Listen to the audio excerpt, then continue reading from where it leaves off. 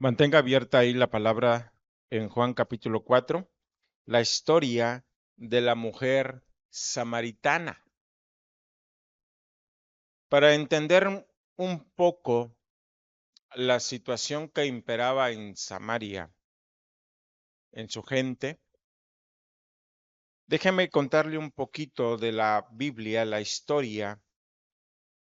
Déjeme decirle que en Primero de Reyes, capítulo 12, versículo 1 al 24, se nos narra cómo la nación judía se divide en manos del rey Roboam, hijo del rey Salomón. Y la zona norte pasó a ser Israel y la zona sur pasó a ser Judá. Por eso cuando usted lee Ezequiel, usted va a encontrar que se hace mucha afirmación entre los de Israel y los de Judá, los de Israel y los de Judá. Quiero que entienda, divida por favor en su mapa mental la zona geográfica, que toda la zona norte es Israel y toda la zona sur es Judá. Cuando se divide la nación en Israel y Judá, o norte y sur, quien gobierna por primera vez la zona norte es Jeroboam. Este hombre, listo, fabricó 2 becerros y puso uno en la zona de Dan, la zona más al norte que colindaba con Asiria, y el otro becerro lo puso en la zona de Efraín, a medio camino entre Samaria y Jerusalén, listillo, ¿verdad? Porque lo que él no quería es que la gente fuese a Jerusalén, porque él decía en su razonamiento, se van a regresar al rey Roboam y me van a dejar. Así que él puso 2 centros de adoración para evitar que regresaran al reinado de Jeroboam. Sin embargo, Israel se hizo idólatra, netamente idólatra. Pero muchos israelitas de diferentes tribus migraron a Jerusalén y allá se quedaron. Y aunque eran de diferentes tribus, quedaron con el nombre de Judá. Cuando se presenta el Señor Jesús, la cosa está muy difícil y cambiada.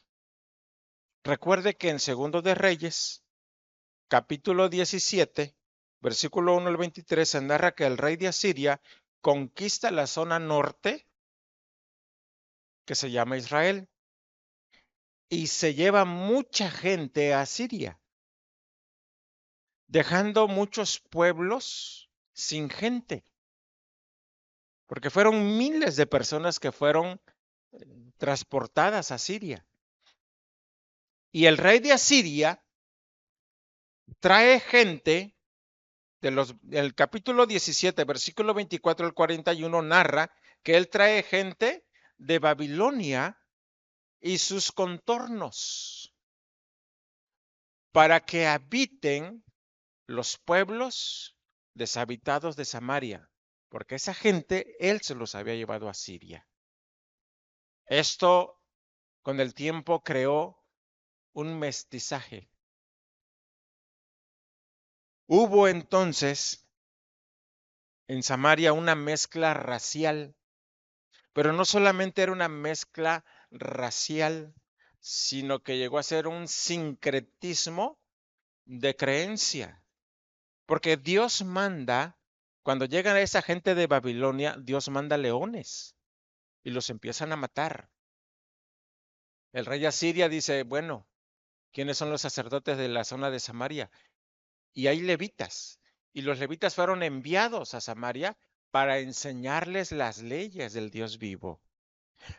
Sin embargo, la Biblia dice que aprendieron las leyes de Dios, pero no dejaron a sus dioses. Esto creó una mezcla de creencia. Por lo tanto, los samaritanos sí creían en Dios, aceptaban solamente el Pentateuco, no aceptaban el resto de la Biblia. Y físicamente eran mitad judíos, mitad gentil. Por eso los judíos puros no aceptaban a los samaritanos. Si usted leyó ahí en la Biblia, ahí en Juan capítulo 4, cuando el Señor Jesús se acerca a la mujer samaritana, abra su Biblia, por favor, ahí en Juan 4. Vamos a leer el versículo 9. La mujer samaritana le dijo, ¿cómo tú siendo judío me pides a mí de beber que soy mujer samaritana? ¿Qué está viendo usted aquí? Hay un conflicto. ¿De qué tipo? Racial. Hay un conflicto racial. ¿Cómo tú siendo judío me pides a mí de beber que soy mujer samaritana?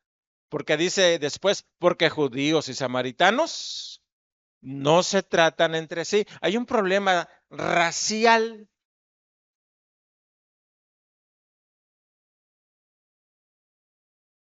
El mensaje de hoy se titula Un cambio radical de paradigmas.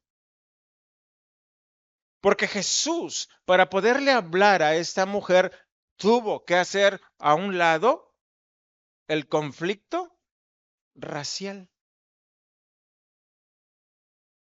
Y aparte del conflicto racial, tuvo que hacer a un lado el conflicto de creencia.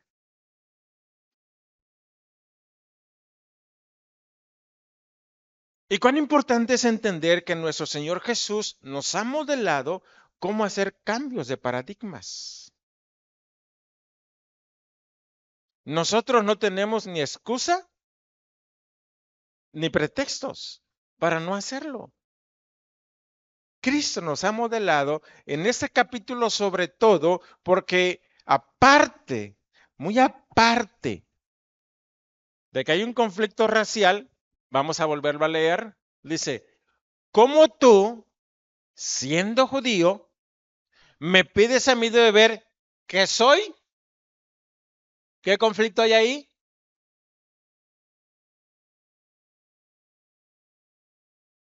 ¿Qué conflicto hay ahí? Hay un conflicto de género, ¿sí? Mire, vamos a volver a leer para que lo entienda. ¿Cómo tú siendo judío, y se refiere a él en términos femeninos o masculinos? Masculino, ¿verdad? Me pides a mí de beber que soy mujer femenino. Hay un conflicto, amado hermano, de género.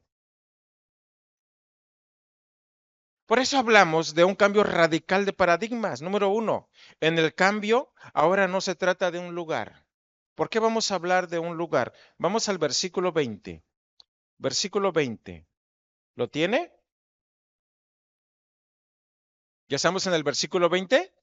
Ya está en pantalla. Dice, lea conmigo, por favor todos. Dice, nuestros padres,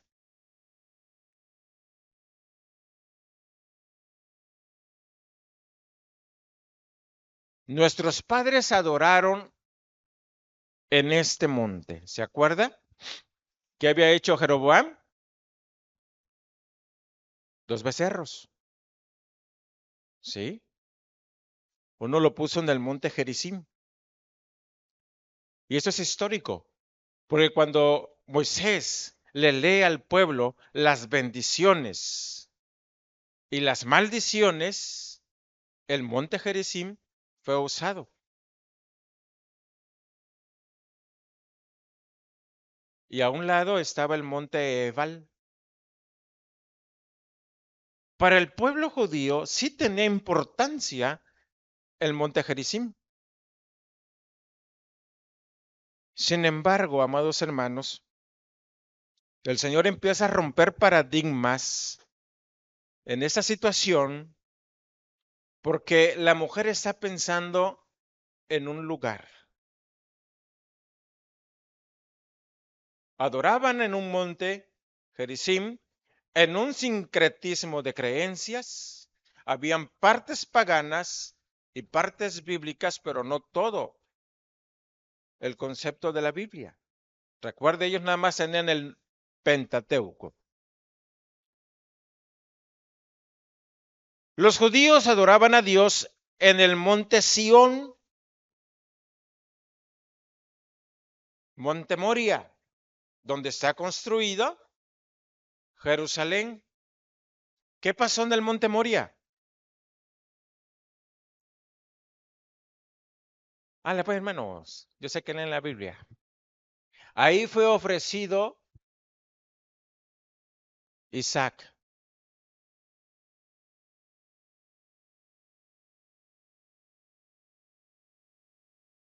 Y Sión fue conquistado por David.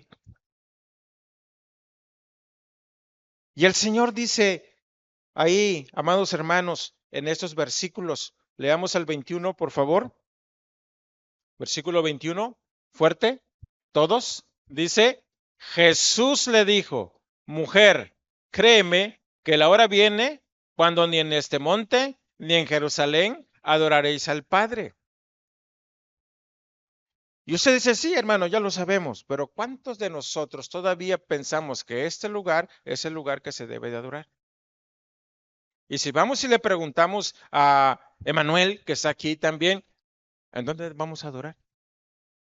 Pues en mi templo, no es en el nuestro. ¿Me entendiendo? Y si me voy y le pregunto a los de la iglesia Pente que están de aquel lado, ¿dónde es el lugar? ¿Qué van a decir ellos? Aquí donde nos reunimos es el bueno.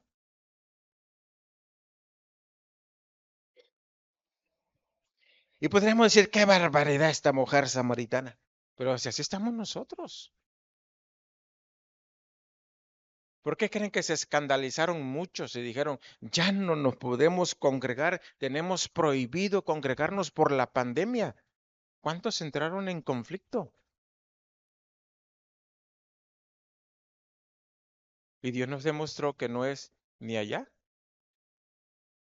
ni acá. Y como lo enseñamos en la clase dominical y la hermana Oli en su enseñanza lo confirmó, se trata de una relación real y verdadera con Dios, de corazón a corazón. Yo no digo que no es importante el lugar, pero el cambio que está haciendo el Señor, amado hermano, los cambios que hizo en cuanto a la adoración, sí es muy importante que pongamos mucha atención. Porque la primera lección que Jesús enseña sobre la adoración que agrada al Padre es de entender que el lugar donde se realiza no es de vital importancia. Los lugares no son relevantes. Aunque los lugares, nuestros edificios, nuestros centros de adoración pueden facilitar el acto de adorar a Dios, pero por muy cómodos que esos estén, por muy mejor adornados que sean, número uno, no aseguran la presencia de Dios. La Biblia dice que en donde están dos o tres congregados en su nombre, ahí están. Y si nos congregamos en la calle, voy a decir, discúlpenme, hijos míos, yo voy a estar en el templo. ¿Así va a ser?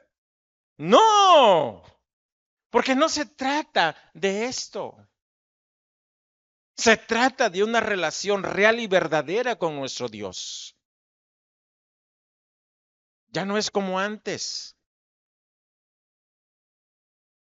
que todo estaba centralizado en Jerusalén.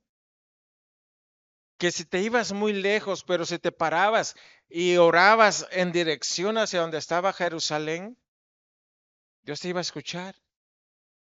Hoy no es así. Los lugares ni siquiera garantizan si lo que se hace en ese lugar es de agrado a Dios o no.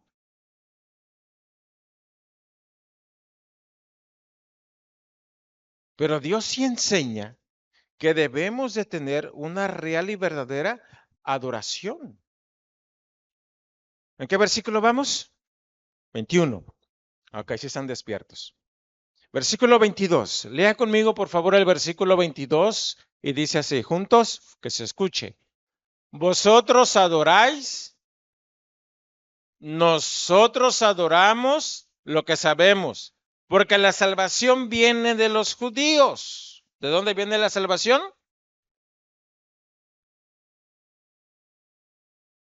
Y el Señor sigue rompiendo paradigmas, ¿sí? Recuerde que un paradigma es una forma de pensar, es una forma de actuar que no hemos cuestionado. Y el Señor está rompiendo formas de pensar, formas de actuar.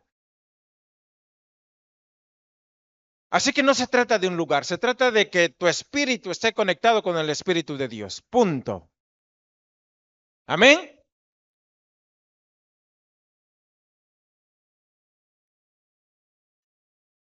Como un hermano le dijo a su esposa, hoy no voy a ir a la iglesia.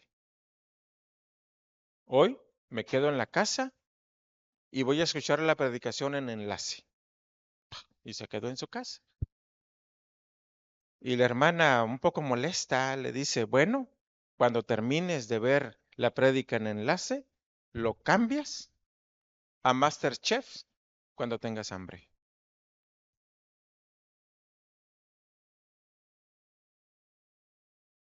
A veces queremos justificar nuestros procederes. Déjeme decirle que nada, nada, absolutamente nada llenará tu vida si no tienes una relación real y verdadera con Dios. Porque no se trata tan solo de asistir a un lugar. Puedes estar leyendo la Biblia inclusive, pero tu pensamiento puede estar en otro lado.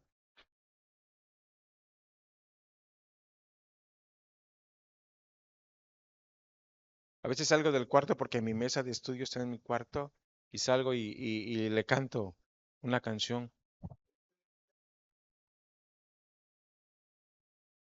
Mi amada. Y voy en busca de ella.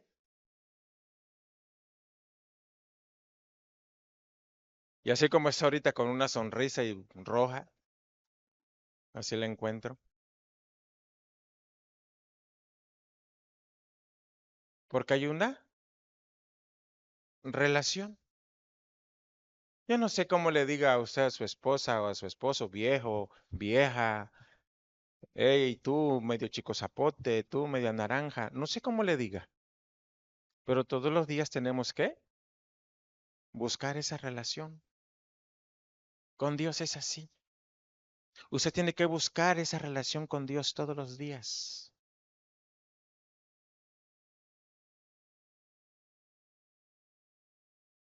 Dice la palabra de Dios. Volvamos a leer el versículo, por favor. Versículo 22. Lea conmigo. Dice, vosotros adoráis lo que no sabéis. Nosotros adoramos lo que sabemos, porque la salvación viene de los judíos. Un conocimiento bíblico parcial o poco conocimiento bíblico no te va a permitir obedecer a Dios como debe de ser obedecido. Porque la mejor adoración para Dios es la obediencia. Si tú conoces poco de Biblia, es más, me voy a atrever a preguntarles, ¿cuántos de los que estamos aquí ya leyeron por lo menos una vez toda la Biblia? Levante la mano, ahora sí, levante la mano. ¿No les da vergüenza a algunos que ya tienen años y no la han leído? ¿Por qué no te pones la meta de decir, este año sí me la he hecho, pastor? Gloria a Dios. Porque cuando conocemos poco de Dios, ¿cómo vas a obedecer si no conoces? ¿Cómo vas a hacer si no sabes qué hacer? ¿Sí me entiende?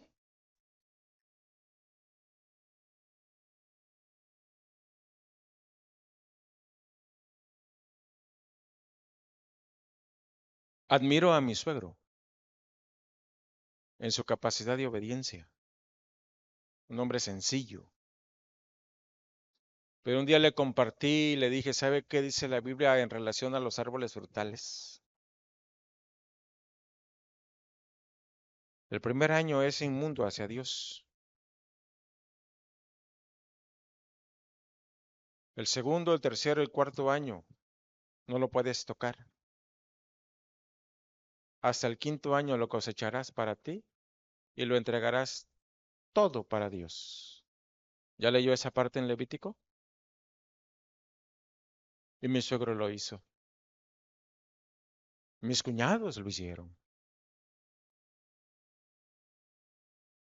Sabía que es el único mango en toda la comarca, el único mango que lo agarran, lo compran para llevarlo al extranjero. Es el único mango que tiene un sabor tan delicioso que todos los compradores lo buscan para poder vender el resto de las otras huertas.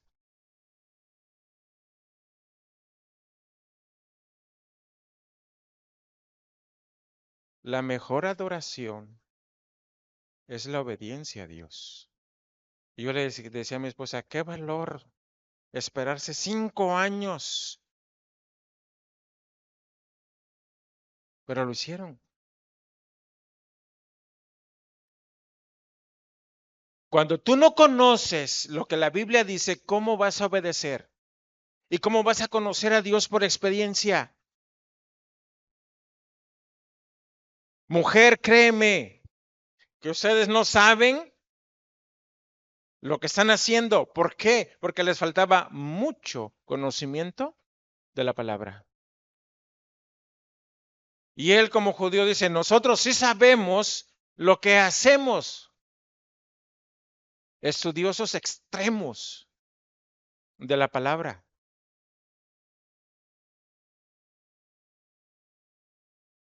Y créeme, ¿tienes el nombre de Dios en hebreo? Te voy a pedir una imagen. No ahorita, posterior. Pero tú lees el nombre de Dios y podrías decir en hebreo, Yahweh. Ese es su nombre. Pero el hebreo tiene tres significados. Su nombre, Yahweh, significa el eterno. Es número 10, 5, 6, 5, que es la cadena numérica del ADN. Y cuando separamos las letras del nombre de Dios, eh, Yud, Yud, Hey, mira las manos. Yud, mano. Hey, ventana, mira las manos. Bat, hey, mira los clavos. En el nombre de Dios está el mensaje del sacrificio de Cristo. Y esos varones entendían todo eso.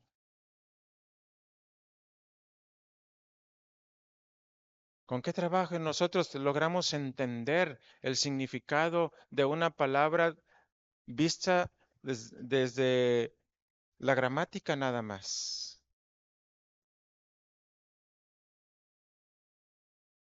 Amén, decimos, ¿verdad? Así sea. Dime los números, ¿qué significado tiene? Dime las figuras, ¿qué significado tiene? No se trata de rituales, se trata de una relación real y verdadera con Dios. Antes de estar aquí, ¿oraste? ¿Buscaste el rostro de Dios antes de venir? Una de las cosas que yo hago los domingos me levanto y lo primero que voy a mi celular y pongo música, alabanzas. Desde que despierto empiezo a tratar de tener un ambiente espiritual. Estoy aquí y le digo, Dios, conéctame contigo. Yo no puedo. Conéctame a través de la sangre de tu Hijo Jesús. Espíritu Santo, conéctame con el Padre. Y qué diferente es cuando tú buscas esa relación real y verdadera con Dios. Definitivamente el Mesías cambió los paradigmas de adorar al Padre. Él es el centro de adoración, el Padre. Él es el centro de la oración. Cuando los apóstoles dijeron al Señor, enséñanos a orar, Él dijo, Padre nuestro, te vas a dirigir al Padre. Porque esa adoración habla de la confianza y de la dependencia que ahora tenemos a través de Cristo Jesús. Nuestro desafío es que adoremos a Dios realmente en espíritu y en verdad. Ahorita lo vamos a explicar. Punto número 2. Un cambio radical de paradigmas. En el cambio ahora se trata de una relación. Y he estado mencionando versículos 23 al 26. ¿Los pones al 23, por favor? Gracias. Leamos juntos, por favor, y en voz audible. Dice así. Mas la hora viene y ahora es cuando los verdaderos adoradores adorarán al Padre en espíritu y en verdad, porque también el Padre, tales adoradores, busca que le adoren. Definitivamente el Señor Jesucristo cambió la forma de adorar al Padre, de ser un ritual a ser una relación. Definitivamente.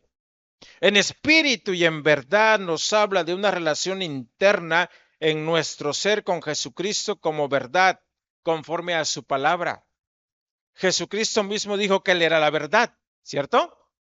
Pero también encontramos en la escritura que dice, tu palabra es verdad. Entonces mi adoración a Dios debe estar conforme a la palabra. No es como yo quiero. Mi espíritu debe estar conectado con el espíritu de Dios. Y el espíritu de Dios no contradice la palabra.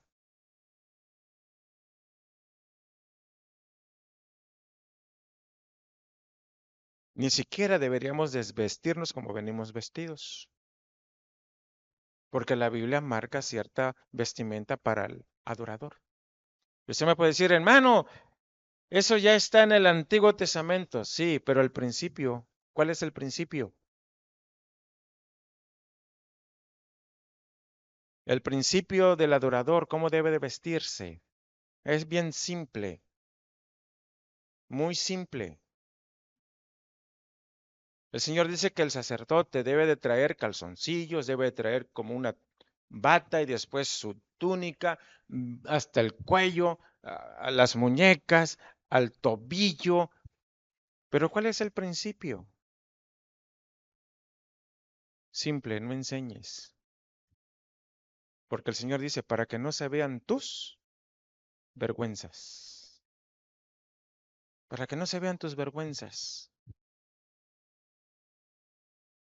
Sí. ¿Por qué, Señor? Porque me sois un pueblo santo. Entonces, no se trata de vestir como yo quiero, se trata de vestir para manifestar santidad. ¿Sí entiende la diferencia?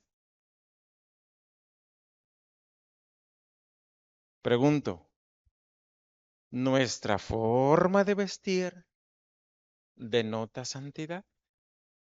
Ahí se las dejo. En espíritu y en verdad, habla de que mi adoración debe de estar respaldada por la palabra, en una relación a través de Jesucristo. Por lo tanto, debemos entender, reconocer que hay falsos adoradores. ¿Pones el 24? Versículo 24 dice, Dios es espíritu y los que le adoran en espíritu y en verdad, ¿qué dice? Entonces, el verdadero adorador adora en espíritu y en verdad. Pero espíritu y en verdad está hablando de que tu espíritu debe estar conectado con el espíritu de Dios. Tu forma de adoración debe estar marcada por lo que dice la palabra de Dios. En espíritu y en verdad. Y los únicos que pueden cumplir esto son todos aquellos que tienen a Cristo en su vida. Aquel que pretende adorar a Dios y no tiene a Cristo en su vida, ¿qué es entonces? Es un falso adorador. Así tenga la experiencia que tenga. Y muchas veces están en las iglesias. Esos falsos adoradores creen que son salvos y no lo son. El verdadero adorador es el que ha nacido de nuevo y obedece la palabra de Dios. La obediencia es la mejor adoración que podemos ofrecer a nuestro Dios. Amén. Yo.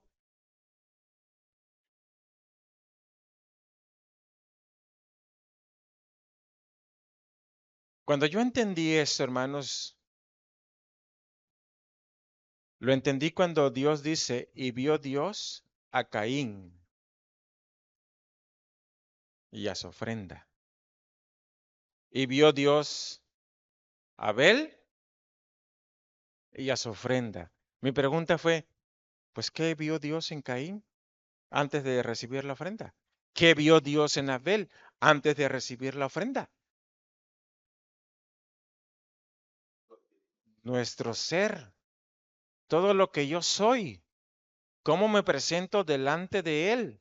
¿Estoy siendo honesto o no? ¿Estoy obedeciendo su palabra o no? De eso depende si la ofrenda es aceptada delante de Dios. Y la ofrenda puede entrar a la tesorería, pero que llegue como olor fragante al Señor, ese es otro rollo, hermanos. ¿Sí? Porque eso tiene que ver con tu vida y con mi vida. ¿Cómo estamos viviendo delante del Señor? Por eso a la mujer samaritana le dice, espérate tantito, ni en Jericín ni en Jerusalén. Ahora es otro rollo.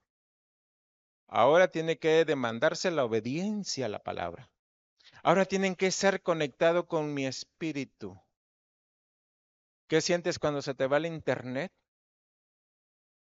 Híjole, se cayó el sistema. Y algunos no pateamos porque ya estamos grandecitos, ¿verdad? Pero por dentro estamos hasta tirados en el suelo. Se cayó el sistema.